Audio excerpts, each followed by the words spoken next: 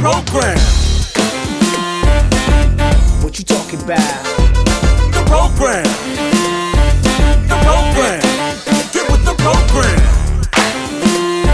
Everybody clap to this. Say what? Get with the program. It starts now.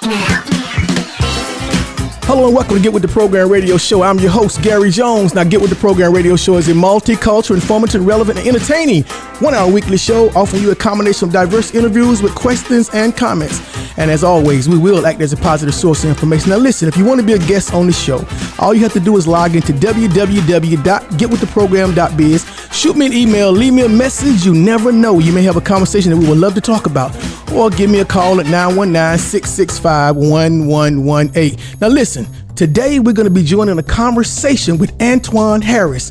Now, Harris, a former professional American football player who was a safety for 6 seasons for the New England Patriots. One of his best remembered plays was for taking a lateral from Troy Brown. Now, after a blocked field goal and running 49 yards for a touchdown in 2001 AFC Championship game against the Pittsburgh Steelers. Now, in Super Bowl 36, Harris made a crucial play, forcing a fumble by the Rams, setting up the Patriots' only offensive touchdown of the game.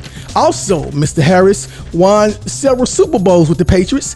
And if I'm not mistaken, I think it was 2001, 3, and 4. And hello, Mr. Antwan Harris. Welcome to Get With The Program Radio Show. Thank you for having me today. It's a pleasure, man. You know, getting up with you, Mr. Harris, I'm telling you, and I've known you in formal situations. Getting up with you, man, is a blessing because I know you're busy, you're doing your thing, but it's a blessing to have you here on the show. But listen, we're going to get right into this thing, man, because time is money, money is time. Antwan, tell us about where you're from and your family, things of that nature. Well, I'm from Raleigh, North Carolina. I basically grew up on Mount Vernon Church Road, which is a country road down Creedmoor Road heading towards 98. If anybody knows anything about Mount Vernon Road, we had ponds, we had cows, we had chickens, we had dirt roads. We had all those type of things. Back then, we really didn't have to worry about, being kidnapped or anything like that. So we were, as a child, I was allowed me and my friends to go fishing. We had plenty of ponds around our house, around my grandmother's house. We would go play basketball. We would go cow tipping. We would go run and try to chase the chickens. So we did a little bit of everything, but that's really where I grew up at, on Mount Vernon Church Road, as a child. So Raleigh, North Carolina. Yes, sir. Straight country boy. Yes. And speaking of country, did that have an effect on your career? Some people say people from the country, they more athletic, they're more stronger. Did you play a lot when you was in the country? I'm going to say this. The country, this is how people know when you're country. When you tell them you eat chitlins, a lot of people say, I'm from the country. I eat chitlins, yes.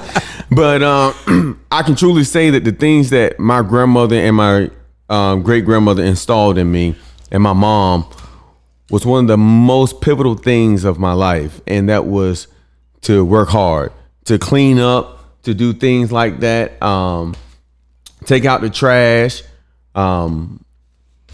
bust wood, cut grass. Mm-hmm. I had chores, but they didn't get paid for them. Right. You had to do them.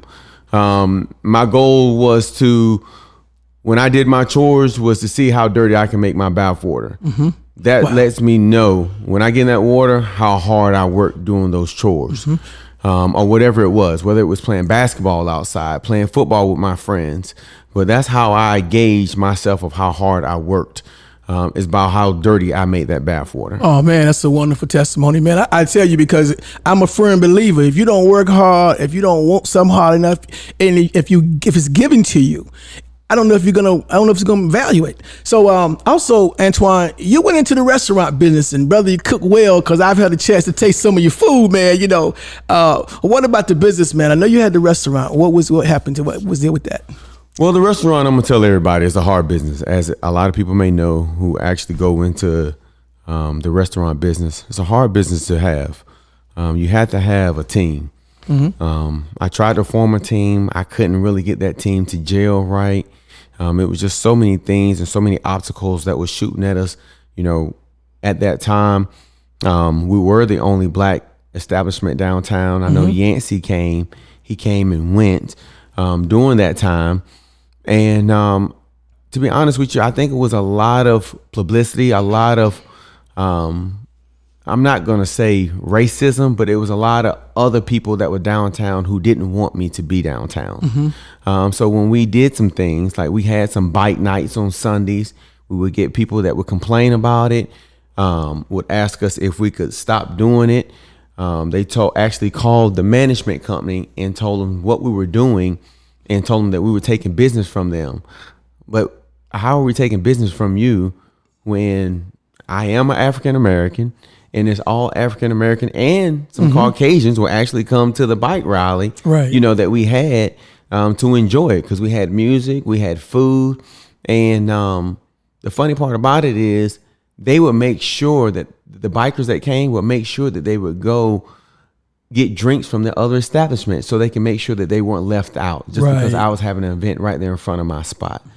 So the way I look at it is Zydeco is not here for one reason, I think because of the surroundings. 2, I'm African American. 3, they were raising rent so high it was ridiculous. Right.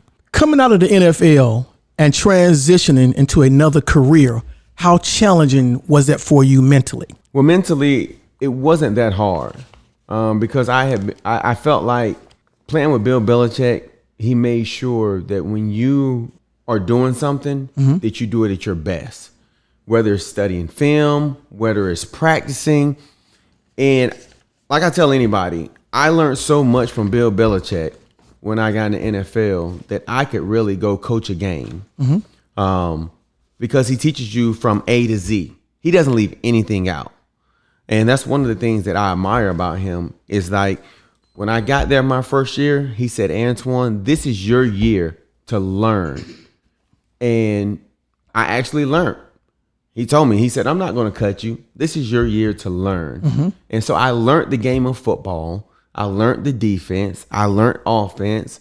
I had some old heads that I paired with. One of them is Otis Smith. I used to call him Pops.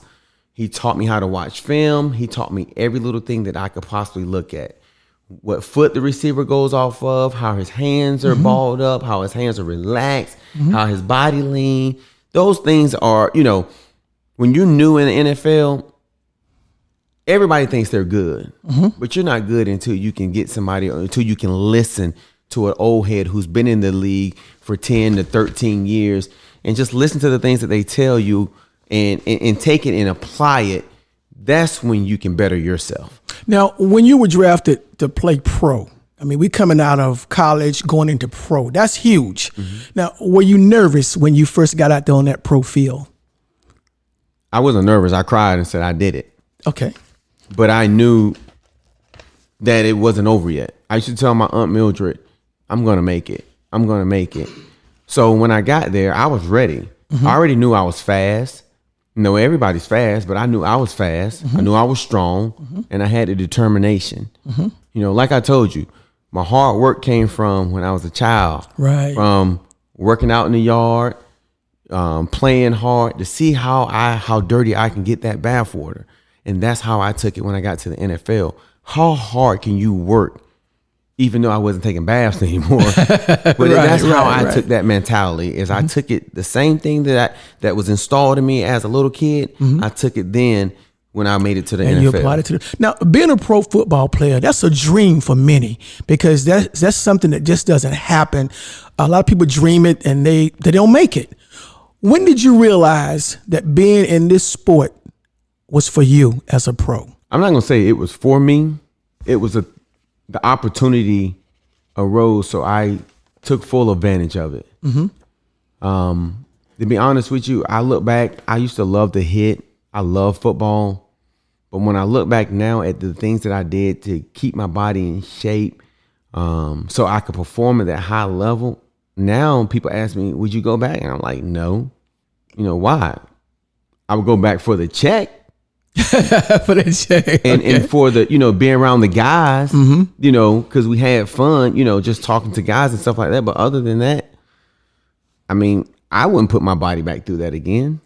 You know, Sound like it had some backlashes on that. As a pro player, do you feel some of that pain today? Do you ever feel? Because they say some players, I feel it today. They have really. I feel it today. I still try to do the walking. I still try to do a little light lifting so I can try to keep those bones and those muscles still functioning. And it seems like when I don't do them, then things start to hurt. Okay. So I try to keep myself in a little bit of a shape. I try to stretch and things like that. What we're going to do, Antwan, we're going to take a break, and we come back, we'll have more conversation with former NFL player for the New England Patriots, Antwan Harris. Listen, don't touch that dial. We're going to be right back after this. Hello and welcome back to Get With The Program radio show. Again, I am your host, Gary Jones. Listen, today we're joining a conversation with Mr. Antwan Harris. Harris, a former professional American football player for the New England Patriots.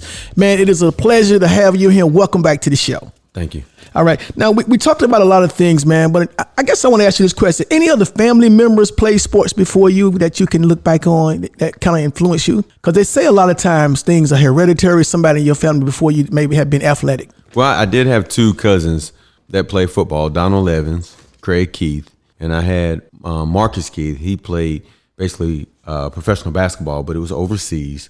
So I did have three cousins that I was able to look at, you know, go through the process. I actually went to a Pittsburgh game while I was in high school because my family went to all their games. And I think I only went to one. And after that, I didn't want to go to any more. Don't know the reason, but I think for me, it was just I wanted to start something myself. Right. So in high school, I worked hard. I know I played football, I played baseball, I played basketball, and I ran track. So I didn't know which way I was going to go. I know I was a better baseball player than I was football player. Wow. But the thing that pushed me over was I love to hit. And I figured that anytime I was upset, my aggression could be taken out on another opponent, somebody who's running by me, somebody who's whatever it may be. So that's why I chose football. But I was able to look at them and to just learn about the process, talk to them about the process. And then I just took myself and went on down the road on my own little way. Wow. You know, I had a chance to speak to some athletes that play football at one of the HBCUs. And I asked one of the guys, I said, because football is not one of my sports. I love basketball. Okay. I can't stand to get hit because I'd be done got mad and start fighting. See, because you guys hit hard, man. And I asked one of the players, I said, let me ask you a question. I said, when you play football, what ignites you? The guy told me, he says, Jones, when I go out there, sometimes I'm a little nervous. When we get on the field, we got a little jittery in us. He said, but when I get that first hit, he said, it's over. He said, once I get that first, he said, as long as I'm sitting on the sideline, just sitting there, I'm just looking at him, I'm a little worried, a little jittery. He said, but once I get that first hit, it's over. So I guess that has some relevance to it. Yes. Now, during your high school years, what challenges did you face as a black man with such talent to play the sport? Did you face any challenges in high school, even in college? Well, I don't know if a lot of people know. I went to Ravenscroft, which is a predominantly white school. So the challenges that I went through was going to a white school and only having, I think it was only 7 black kids in my high school. I was at the high school when OJ got freed. So you can understand how that would be. Wow. When all the Caucasians were upset because OJ got freed. And us as the African Americans didn't go to class because we were happy because OJ was freed. Okay. And when I look back at that, it was some ins and outs, but I can truly say that some of those Caucasians are some of my good friends. And we formed a bond, and the bond was because we was on that football field. When we was on that football field together, we was all one color because we was all striving to win. So that was one of the things that I had to, with some adversity that I had to go through is learn how to adapt in a different environment that wasn't African American. So I did. I was able to succeed. I was able to get a scholarship to Virginia because of my football ability. And not only just because my ability, but I also had a little influence from my best friend named Stephon McQueen. Wonderful. Who's doing a good job with working with kids. He's a great influence on kids. He's training kids basketball. Okay. Not football, but he's doing basketball, which it was his first love. And he's doing an amazing job. And I can truly say that he had actually committed to Virginia first, and he told them about me. So then they came and recruited me. I ended up committing to Virginia too. So that was our fairy tale. We were supposed to go to school together. Wow. It didn't happen with some things that went down, but I can truly say that he's one of the things and one of the reasons that at Ravenscroft that was able to go through that adversity that we went through with the Caucasians and African American, but he is also the one that helped influence Virginia to taking me. Wow. In your vision as a pro athlete, you've been there, you've seen it from college, you actually seen it in the NFL. Can you see pro qualities in a young football player? Can you see it? If you're sitting on the sideline watching a high school game, no. Are you able to pick that out? Why not? No. Because you have some great guys that's great in high school, that's not great in college. You have some guys that's great in college, that's not great in the pros. You have my homeboy Brady, went drafted after me. They actually picked me before they picked Brady. Got drafted after me. You look what he's doing. And we talking about Tom Brady. Tom Brady. Okay. Yes. So they looked at him. When you go 6th round, he's still doing it. Yes, he is. It's a lot of 1st, 2nd, 3rd rounders that got drafted after him that's not even in the league anymore. Ain't that something? Wow. So that just lets you know. But no, as me, when I go look, I look at guys now and I think they're great. I think they're good. But one thing I try to choose a player. When I look at a player, what I try to choose is how hard he works. Like if I can work you out and I can't break you, or I can tell you're about to throw up, but you're still trying to push it. Mm-hmm. Those are the type of players I want to deal with. Mm-hmm. I want to deal with somebody that's going to push themselves to the limit for success. That's wonderful.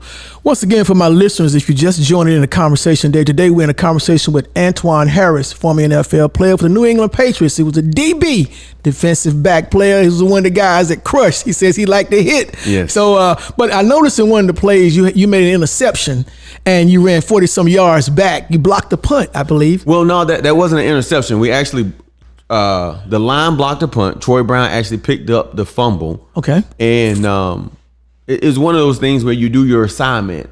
Troy Brown did his assignment. I did my assignment. I think the lineman grabbed him. Somebody grabbed him. I was able to call his name. I said, Troy. He pitched it back to me, and I was able to run it for a touchdown. Mm-hmm. That was just everybody doing their assignment. Like I said, team ball. Mm-hmm. Everybody did their assignment. We was able to make it into a goal. That's wonderful. Now, we got about 2 minutes on this question. Who were some of your favorite players in NFL before you became pro? Ronnie Lott. Okay. Roger Craig. To be honest with you, I think those were the only two. Like I said, I didn't grow up liking football. Right. You like baseball. I like baseball. Right. Can you still play baseball? Can you still hit? Well, yes, I can still hit. Could you hit a home run back then? Back then? Yeah. I mean, I can hit a home run in high school. I don't know, I don't know if I can still do it now. I can't do it now, but my daughter plays softball, mm-hmm. and just trying to talk to her to try to help her get better. I have some friends that I played with in baseball that were pretty good, and I try to get them to come over and help her out and send them film and look at her, mm-hmm. what is she doing wrong with her swing and stuff like that. So it's good stuff. Now, if you had to do this again, if you had to go back before you take it on the road as a football player, if you had to go back, which sport would you have chosen if you had to do it over? Football.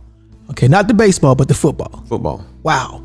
That's good information. What we're going to do, Mr. Harris, we're going to take a break.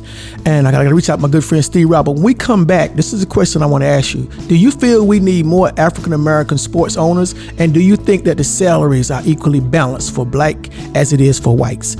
Listen, don't touch that dial. We're going to be right back after this, but I want to reach out to my good friend, Steve Rao. Steve Rao, what's going on in your world? Well, Gary, much of the world's attention today is in what they call India burning in COVID hell, the world's largest democracy and ally to the United States. Over 26 million cases of COVID-19. President Biden is issuing $100 million of aid to aid India, but the question becomes, what is going on in India? Well, India had a major draconian lockdown led by Prime Minister Modi. their prime minister. And after this massive lockdown, they ended up easing up. Over 10 million people worship at the Kumbh Mela festival.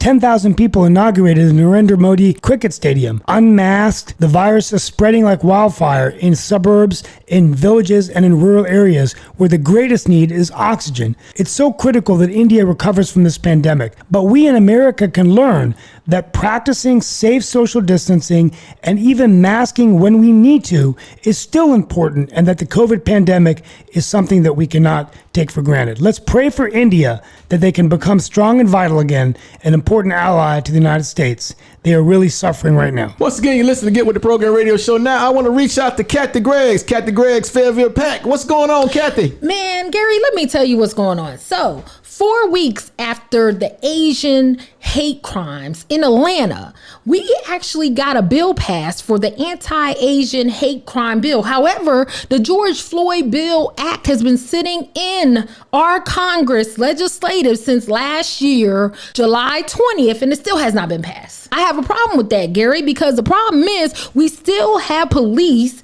killing people, and no one has policed the police up. Wait a minute, are you serious? This is still going on? Still going on. Elizabeth City, we have Dante Wright, we have the young boy, the 13-year-old, and then we have Marsha Bryant as well, the 16-year-old girl that got killed. So the point of it is we have a police reform bill for George Floyd Act that has not been passed and is still sitting waiting on legislature to pass it, which we found out they're saying that May 25th will be the day that they will look into it, which is the anniversary date of his death. Interesting. Once again, Get With The Program radio talk show. I'm your host, Gary Jones, and that was Kathy Greggs. Kathy Greggs, thank you so much. Look forward to next week. Don't touch that dial. We'll be right back after this.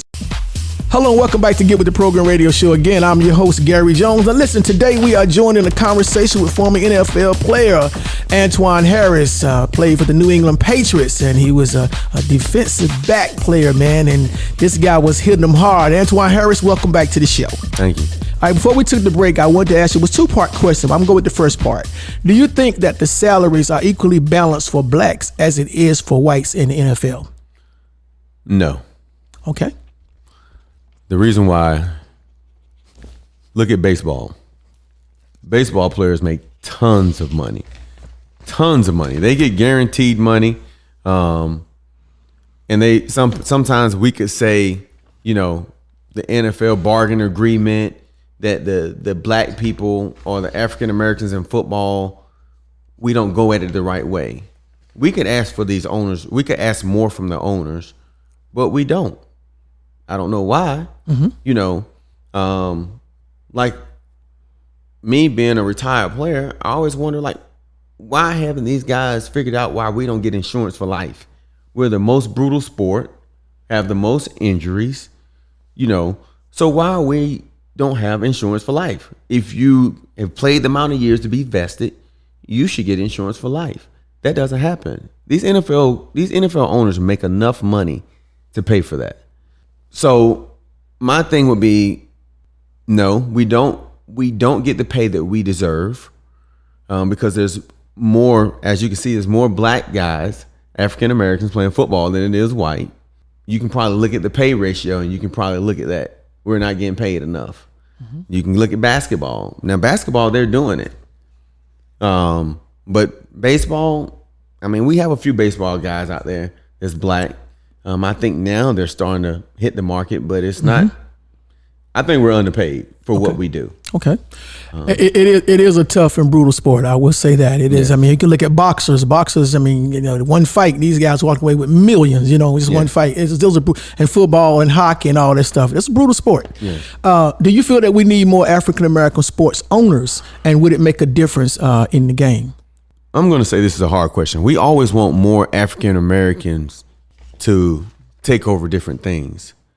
But when we take over, are we going to run it properly? Standards. Are we going to hold ourselves to those standards? Mm-hmm. And that's one of the things that, you know, people ask me, and I don't really have an answer for it. I just look at, you know, is it ran properly? As a player, I would love to see black owners, or more majority black owners in the NFL. We're struggling now trying to get majority black coaches Right. So I don't know how the owner's going, you know. That's going to be a big launch. It's a big launch. That's right. You know. Now, what is your take on the kneel for the national anthem? I mean, if you were still playing the sport, would you kneel? Well, let's go back to the reason why the kneel was performed. Colin Kaepernick kneeled wasn't no disrespect to the flag. It's because police brutality. And that's why he kneeled for. And if I'm correct, he had talked to, if I'm correct, an Army vet and asked him, did he think that that was disrespectful if he kneeled during that time because of what he was kneeling for? And he said no. Mm-hmm. But it wasn't Colin Kaepernick or the Army vet who had the problem. It was the president who had the problem. Mm-hmm. It was the white president who had the problem. Mm-hmm. Because he had a problem with us black men. He wanted to change it to the black, because the NFL is majority African American. He had a problem with us kneeling because our young black men and us black men were getting killed by the police. Not just police, by white policemen. So that was the reason why Colin Kaepernick kneeled. Mm-hmm. I don't have a problem with the kneeling. I don't have a problem with him, what he was kneeling for, to try to get out that the problem of the policemen, the white policemen killing our African American men. Mm-hmm. And that's what he was trying to get out. Like, you know, the flag is supposed to be, you know, free of our country and all of this stuff. But how are we free? How do we have a freedom of speech when we can't even say something? We can't, one wrong move and they're threatened for their lives and want to shoot us and stuff like that. So to me, I don't have a problem with Colin Kaepernick kneeling. Mm-hmm. There's other things I have problems with, but I'm not going to go there. But for your question, I don't have a problem with him kneeling for that cause. Okay, wonderful. Now, in NFL, just like any other sports, just like anything in the world, do you see, actually, does politics play a big role? Politics plays a big role. Tell me what you think on that. Well, first thing, if you ever noticed this, have you ever seen a first rounder get cut? Have you ever seen a second rounder get cut? Now, if you're a first, second, third rounder, fourth rounder, you're probably never going to get cut. Not their first year, because it's a political thing. It comes down. It starts up top and it comes down. If they want you, then that's who they want. So they're going to keep you. They're going to at least try to keep you because they don't want to say, well, dang, we didn't drafted this guy and we got to cut him. No, so they don't want to look bad as an organization. So they want to look like that they're doing something right. So no, I mean, they're going to do what they need to do to act like it's okay. Being an NFL player, you're a professional guy, and you drive around just like everybody. You're normal just like anybody else. Have you ever in your life experienced any profiling? Have anybody, police officer, anyone just looked at you and approached you a different way? I have a good one. Sure. I had Zydeco, and you know my hours at Zydeco. Yes, I do. Yeah. I went down Glenwood South to go home one night after I got off work, because I got off maybe, Glenwood South, they rolled to 2:00. So I got off and we was done about 1. So I got up out of there about 1:15, going down the street. Another black gentleman, I had my window down, yell, Antwan, Antwan, as I was going down Glenwood South. I said, hey, I slowed down. I was like, who's calling me? I saw him. Hey, how you doing? Blah, blah, blah. I didn't stop traffic. Kept on going. Next thing I know, the policeman that was standing there got in his car, came behind me, pulled me over and says, look like you've been drinking. I said, for real? I said, I just got off work. He said, where you work at? I said, I own Zydeco downtown. He said, well, your eyes look a little glossy. I said, well, if you work the hours I work, maybe your eyes would be glossy too. So then he said, well, can you take out and take a DUI test? Oh. I said, yeah, I'll take it for you. He was mad because I was being a little bit of a butthole too, because he pulled me over. Mm-hmm. But every time before he could finish the before he could finish the instructions of the what he wanted me to do, I would do it. And I said, do you want me to do it again? So he said, well, will you take a breathalyzer test? I said, I'll do whatever you want me to do. So when I breathed in the breathalyzer test, he said, this can't be right. He said, you're on something. Maybe you took something.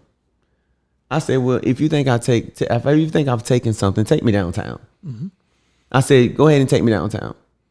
I said, because it's going to be a lawsuit because I feel like you're threatening me for something that I'm not, or you're trying to think that I'm something that I'm not. So he ended up letting me go. But that's one of the instances that I did have downtown. And from there, I probably ran into a few, but it's like now I don't have thin skin, so I don't even care no more. Right. You know, I have a family to come home to. I have a beautiful wife. You know, I just like to see my family. If my family's doing okay, I'm doing okay. It's wonderful.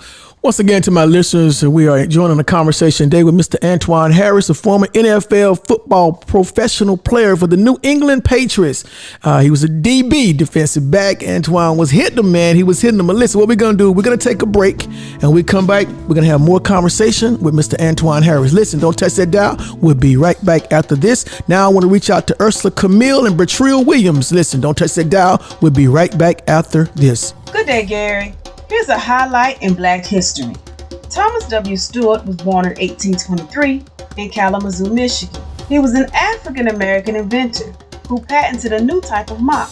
His invention began with a mop head that could be removed by unscrewing it from the base of the mop handle, allowing users to clean the head or discard it when it wore out. He next added the clamping device to the mop that could wring water out of the mop by using the lever.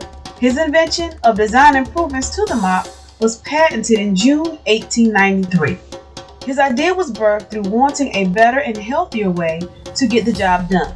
His desire to fill the need where he saw a need for improvement to the mop contributed to him putting his idea in writing by submitting his patent application that the beginning of the application reads as follows. To whom it may concern, be it known that I, Thomas W. Stewart, a citizen of the United States, residing at Detroit, County of Wayne, State of Michigan, have invented a new and useful mop, of which the following is a specification. This invention has for its object the below described and claimed improved means for holding the mop rags in a mop.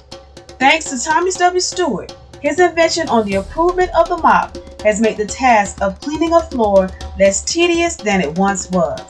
This concludes today's highlight in Black history. Okay, now right now I want to reach out to Bertrell Williams. Bertrell is going to bring us some spoken word right now. Listen, Bertrell, what you got on your mind today? Beast mode. Good morning, devil. Yet it's me again. Despite your plots, despite your plans, God decided last night was not going to be my end. Excuse me while I yarn and stretch before my feet hit the floor. Let me gather my thoughts, say my prayers, awake my sleeping giant from within, and tell myself, get up, let's go and serve notice on the devil. I ain't taking your mess no more. I'm no longer a victim, nor will I play the role of being weak. I discovered that I had the power all along to place my enemies under my feet. Beast mode is defined as a state of performing something with extreme strength, skill, or determination. That's precisely what God had in mind when He made you one of His creations. You were created as a spiritual solution to a global problem that no one else could solve. You were born a warrior with the ability and skills to conquer it all. Walk bold, lion and lioness. Have some dignity for yourself and lift up your head. Remember, you are what God called you and not what people have said. Make the enemy tremble every time you get out of bed. Tap into your beast mode and put a bounty on your enemy's head. Wow, beast mode, Bertrell Williams. Y'all heard that? Beast mode, so get it right. Make sure you're ready to go out there and tackle the world. All right, once again, you're listening to Get With The Program Radio Show. I'm your host, Gary Jones. Listen, don't touch that dial. We're going to be right back after this. Hello and welcome back to Get With The Program Radio Show. Again, I'm your host. Now listen, today we're joining the conversation with Mr. Antwan Harris, a former NFL football player professional for the New England Patriots. He was a DB, defensive back. Like I said before, he said he enjoyed hitting. That's what his thing was. We're having a wonderful conversation. Again, Antwan, welcome back to the show. Thank you.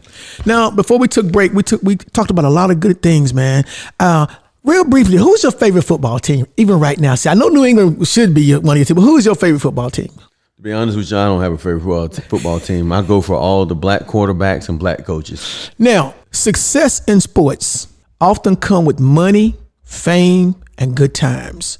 What were some of the challenges or temptations that you faced after stepping into this arena? Like I said, if you go back and listen to when I first said, I had an old head who I called Pops, Otis Smith, was basically my mentor. He told me, do not go out here and buy all these cars. Do not go out here and buy all this jewelry. Do not go out here and buy all this craziness. And I did have a mom and a grandmother. My grandmother is a retired banker from Wachovia back then. And my grandmother was tight with a penny. If you know how tight you can be with a penny is a penny, but she was tight with a penny. That's right. My mom was a hard worker. My mom got me into the real estate business. She said, baby, you need to buy these houses. So my mom got me into real estate. But with those three people, my grandmother tight with a penny, my mom, like, you need to get something that's going to help you later on in life with the real estate, and having Otis there as a father figure to be real tight on me on, no, do not buy this. Do not get this. You don't need all of this. That's what helped me out. And a lot of young guys that come in the league need those type of influences to succeed today, because I've seen a lot of them, guys who got drafted after me, who I'm looking at like, you're not going to make the team. They're buying Mercedes. They're buying all the jewelry, and you're not even with the team in a couple of months. So then how you gonna pay for this car? How you gonna pay for, you got to pay for the jewelry, because they ain't gonna let you have it unless you pay for it. Right. So I've seen a lot of things, and I'm glad that I've listened to those three people, and I've used what they've installed in me or taught me through my life and through my career. I'm still that way today. I don't buy a lot of jewelry. I don't buy craziness. My wife and I, we talk about little things. How can we make more money? How can we better our family? And that's how I am as a man. Flashing stuff don't bother me. As you can see, what I drive. I drive what I drive because I don't want to spend all this money on a brand new car. I don't want to spend $100,000 on the car when I can go out here and buy another rental property and make some more money off of it. Because I feel like I'm living for my kids. I want to leave them a nest egg. So when I'm gone, they got some money that they can say, okay, my daddy got money coming in for me, so I can go to grad school, or I can finish this, I can finish that. If the Lord allows me to see it, I'm going to help them out. If they listen to me, I can stray them the right way. Wow. So it sounds like to me, you believe that it is very important to have financial advisors in place as well, too. They're not financial advisors. My three are not financial advisors. I just listen. That's a good thing. Yep. I listen. I don't listen to everybody. I wasn't going to bring all my friends and tell me, you need to do this, you need to do that. It was just those three people. I have a great sense of humor when it comes to character. And I already knew that my grandmother and my mom was already on my team. When I got to New England, I learned more about how to make a team. So I said, Otis, if you talk to him today, he would tell you how we met. He was my best man in my wedding. So he's like my ace boon coon, as far as a father figure to me. Now, people ask in conversations, I hear this sometimes even today, what happened to Antwan Harris's career? A young man, what happened to it? Some people say it was trouble. Some people may say it was an injury. Did you just stop playing? What trouble? Happened? I don't know where they got trouble from. I wasn't in no trouble. Yeah, people say a lot of things. But no, I wasn't in no trouble. But a lot of people don't know. I ended up, when my defensive coordinator went to Cleveland, I signed with Cleveland. And I was there. I ended up hurting my shoulder. Me and Romeo Cornell was like he was like a daddy to me. So he was like, look, I know how hard you work, go have surgery. You can go home. Just call me every month. Let me know you're okay. Or I'll call you. I said, okay, cool. And that's what I did. And I had already started Zydeco, which was the restaurant downtown. So after I came home, did therapy, I was being in Zydeco, seeing how it was ran, and I put more foot into it and said, helping with operations, helping with this, helping with that, trying to get the right people in the right place. And like I said, you don't know until you're in it how much work and how A restaurant. how much, no, not the restaurant, how much work you put on your body, how much physically hard work you do to your body to stay in shape. Mm-hmm. And when I didn't do that for those couple of months and I was in that restaurant, I said, shh. Even though I wasn't getting paid them dollars that I was getting, mm-hmm. it was just the relaxation that I had, that knowing that I didn't have to work that hard to almost kill myself to stay in shape or to perform at that high level again. Now, I hear some people when they get out of sports or get out of any career that's physical, that requires a lot of detail to your body. Did you lose any heart for it or any mental strength for it? Did you lose? Were you scared anymore? Could you have still gotten out there and had that mental and hit, or was you? Well, that wasn't my first surgery. Okay. That wasn't my first surgery. I had already had my shoulder surgery. I had done the other shoulder in 2001. And these injuries were from football? Yeah, from football. Wow. So, I mean, I wasn't scared about rehabbing and going back out there and doing it again. It was just, I was just physically tired of working out. Right. You know, and like, you know, now, you know, people will ask you, you know, are you still working out? I'm like, I've been working out all my life. I'm wanting to relax a little bit. And now listen, after grasping the fame of being an NFL pro, did it change your swag?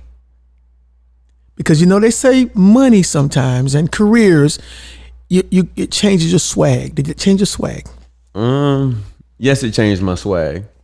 The reason why it changed my swag, because I was making money and I wanted to make sure that I kept some of my money. So yeah, it changed my swag because I wasn't the Antwan that didn't have any money. I was Antwan who was making money and working hard for my money. So I had to change my swag, because if I didn't, all those leeches that was trying to leech onto me, they would be taking my money. So yeah, I changed my swag because I'm not at your level no more. I'm at a different level. I didn't disrespect them, but it was just how I carried myself. So. Wow. Now, did you start having people, once you made it into the pros, your income changed, your lifestyle changed, did you draw the attention of people asking you for handouts? Well, yes. I had an uncle who I never knew, who was from California. That you never knew? Never knew. Gonna call me and ask me, he called my mama. My mama gave me my number. I'm like, Mama, I don't know this. I don't know this dude. And he called and asked me for some money. But that's like really one of the biggest things that I had. But other than that, my three guys that I kept in contact, besides my cousins, besides Willie and Daniel, who was, my cousins, Stephon McQueen, Eric Council, and Melvin Whitaker were my three guys. I stayed close with them. I stayed tight with them. Stephon and Eric, I still talk to this day. So I can truly say that I haven't really had too many guys to try to leech, but you do get, calls. But like I said, you just got to know my swag changed, so my answer changed. Mm-hmm. I don't know you. I ain't talked to you in years. Why you calling me now? Right. Well, they call you because that bread is there. Yeah, they call me, but hey, like I said, my grandma, my mama, and Otis taught me well. Mm-hmm. And like I said, I was able to experience and look at my cousins who also made it, how they ran their ship, how they did some things. So, it was, I had a whole crew, a whole team that I was able to look at and experience and keep you kind of on track. Keep your mind on track, yes. What would be a message for a pro athlete, actually from a pro athlete that wants to get into the sport? What would be your message to a young player that wants to get into the sport? I would tell them the same way I tell everybody else. When I was young, my grandmother, I formed a team. My team was my mother, my grandmother, God, my aunt, my teachers, my coaches. Mm-hmm. Everybody who wanted to see Antwan succeed was on my team. I had some friends who wanted to sell drugs, who wanted to do other things. Guess what? I had to throw them off my team, because a team, you can't win if you got one bad apple. If on defense if we got a nose guard who want to do what he want to do, and they keep running up the middle, then they gonna kill us. Right. We ain't gonna win the game. So it's just like that. I wanted to make sure that my team was intact, and I carried my team all the way through. Even when I had a restaurant, I was trying to form a team. Right. I couldn't really get my team to act right. We were act right sometimes. Sometimes we'd DV off. Sometimes we'd come back. But it's just like now, you know, you still have to have a team to succeed in life. And it's like, when you look at it, try to put the pieces of your team that's going to help you succeed. Some of them you'll learn quick. Oh, you got to go back on the bench. Right. You know. So as a player, you won 3 Super Bowls. I actually won 2. 2 Super Bowls. So I got cut before the 3rd one. Okay. So you eventually have 2 rings. Yes. And that's the big ring, the big Super Bowl ring. Yes. When you won it, we got about a minute left. When you won that game, what was that feeling like? Because, you know, when you... tell me, what was that? It's one of the most amazing feelings you ever have in life. Like I said, when the kickoff went off and you saw all the lights, and I'm out there on the field and all these people just flashing cameras, and you just looking at it, and I see, you know, I'm so excited, just tears are running down my eyes. It's a feeling you can never, ever experience. The first time is always the best time. I mean, just like having a child. When you see that child come up and you hold and you look at him and you just hold him and he whining, whatever it may be, it's that feeling that you have. It's like you can't compare it to nothing other. Wow. Man, great conversation today, Mr. Harris. I really appreciate it and enjoyed it. For my listeners, in a conversation today with Mr. Antwan Harris. Antwan Harris, professional American football player who was a safety for 6 seasons with the New England Patriots.